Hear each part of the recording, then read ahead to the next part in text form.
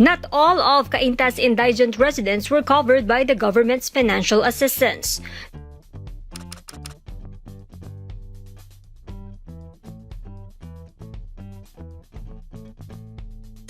To raise funds for them, Mayor Kit Nieto decided to raid his shoe collection.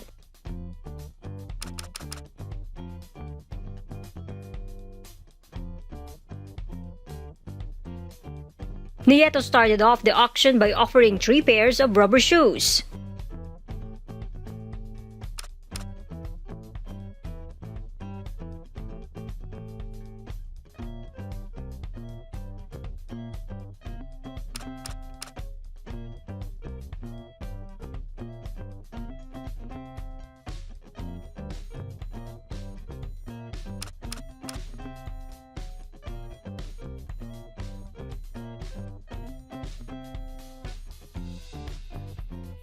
Day 1 of his auction was a success.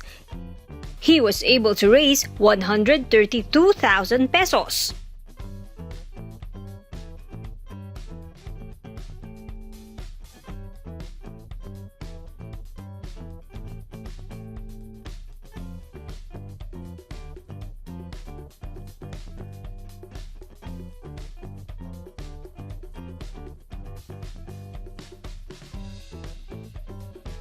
Every day until the quarantine ends, Nieto will auction 3 pairs.